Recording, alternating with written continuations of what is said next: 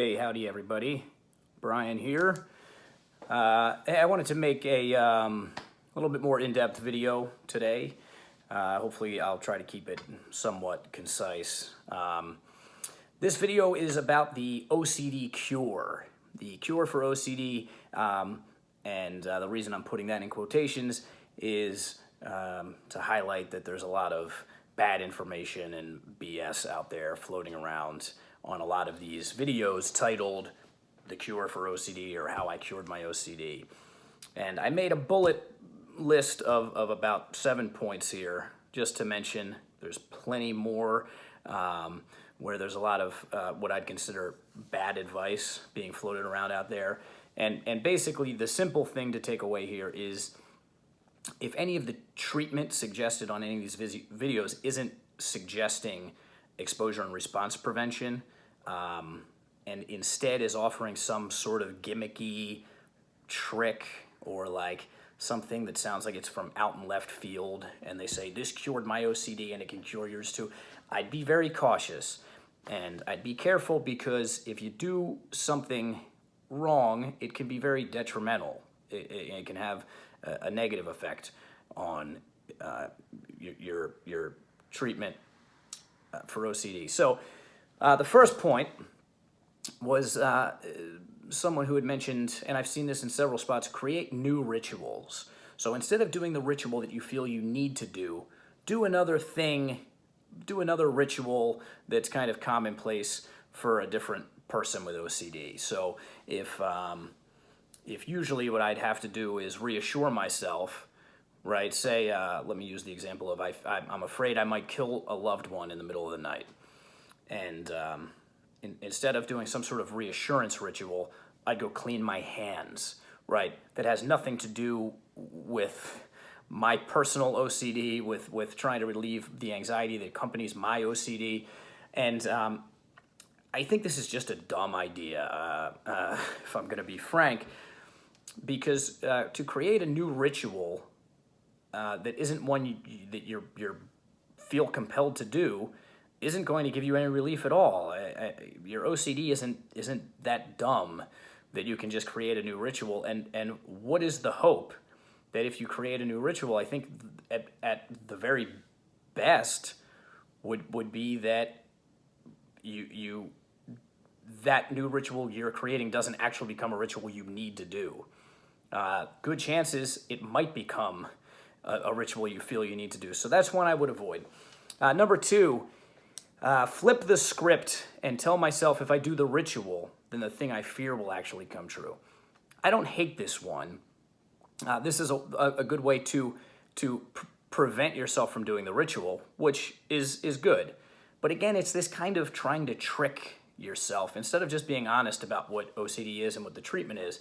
So instead of saying to yourself, if I do the ritual, then the thing I fear will actually come true, just tell yourself, if I do the ritual, my OCD will get worse. Because that's true. That's actually true. If you keep ritualizing, you're strengthening your desire and your need to keep ritualizing. Number three, I'm leaving because I don't want it to return, is what I jotted down here. And what I'm referencing there is there's been a couple times on like OCD forums where I've heard someone that comes in that says, I found the cure, and they might list some stuff. But then they say, I'm leaving now because I don't want my OCD to come back. Essentially saying, if I stay on this forum and I start reading stuff, then my OCD is going to come back full blast. Well, I would say that if that's actually how you feel, then you haven't conquered your OCD at all. Because that's not the point of OCD. The point of OCD isn't to make it go away and so you never think about it anymore. It's that when you do think about it, or when it does show up in your life, it doesn't bother you the same way. Okay? Number four, remind yourself that it's OCD and ignore it and move on with your day. So it's not me, it's my OCD. There's a very popular book out there by a fella named Schwartz called Brain Lock, which there's a lot of people that swear by. And I read this before I went to my first OCD doc, and I found exactly what the problem is that my OCD therapist, my first OCD therapist, told me about that book. That every time you say, it's not me, it's my OCD, that in and of itself is a ritual. And it's a pretty easy to discern how that's a ritual. That's essentially trying to wipe the slate clean completely of your OCD, not accept that you have any OCD at all, and just say, it's not really me, it's my OCD. Well, it should be apparent to any OCD sufferer what the trap door that you're stepping on when you try to do that is. And that is, how long is it going to be before your OCD brain kicks back in and says, well, what if it's not my OCD? And then do you say again, oh, well, that's just my OCD. That's not me. Well, what if that question about it being my OCD wasn't really OCD? That one was OCD. And okay, so you see where I'm getting with this. By trying to just say, oh, that's not real, and moving on, you're just creating a ritual. Your brain isn't going to accept that level of reasoning. Yeah, unfortunately, with your OCD, you can't sort of just out-logic it that easily. Number 5, there's a lot of suggestions on positive thinking, think positive, positive affirmations. I'm not a big fan of positive affirmations. All the studying that I've done with mindfulness coaches and in the meditation practice is very, I don't want to say anti-positive, but it does not suggest this sort of positive thinking framework. Because it's not realistic a lot of times. With your OCD especially, you can get into another kind of trap of creating kind of rituals by thinking positive. It can very easily morph into, if I, again, let me just use the example of I have a fear, I'm going to kill someone. And if I say to myself, I don't know, oh, I know I would never do that because I'm a great person deep down. This is sort of a positive thinking. Well, again, that just becomes a ritual. That's sort of a reassurance thing. So you can get into some hot water with positive thinking. Number 6, perform the ritual differently. Okay, so there's some people out there, and even some therapists that I've spoken with that have suggested this, and again, I personally don't think it's a good idea. So something like, wait 30 minutes before you do the ritual. Okay.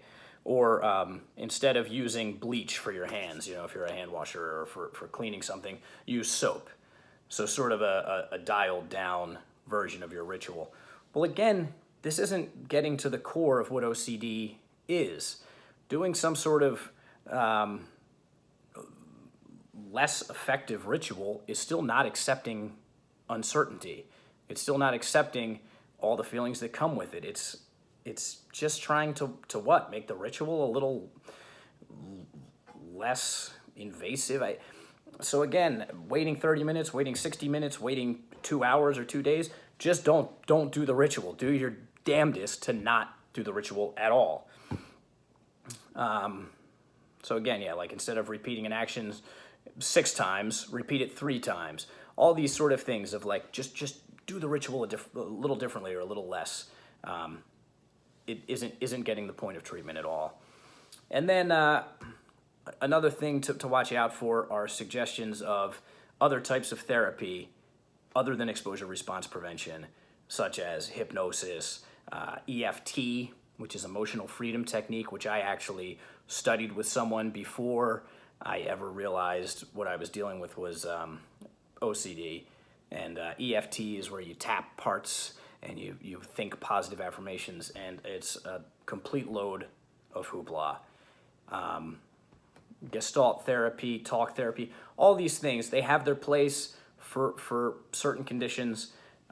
But so, sorry to make you wait this long. What is the cure for OCD? Well, I've kind of already said it.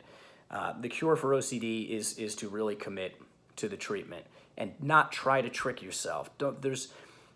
OCD is very straightforward. It's deceptively simple. The treatment is just to accept, to face your fear, to accept that you have it, and to avoid doing the rituals. It's a desensitization, so at the end of treatment, it's not that you ever need to avoid seeing anything that might remind you of your OCD. It's not that you ever get an answer. It's that you desensitize yourself to the fear, to the spike, and it just doesn't bother you anymore. And when it stops bothering you so much, it stops popping up in your mind so much, and eventually you get your life back. And that's what so many people say, I just want my life back the way I had it before OCD. And I can tell you guys, and I'm being completely honest with you, now that I've sort of come through on the other side, not only do I have my life back, but I feel like my life has been transformed for the better. And that is one saving grace, if you want. Okay, if you want to think positive, if you actually do the treatment and you come through on the other end, you actually end up a stronger, more stable, more honest and realistic person. And I can tell you honestly how good it feels.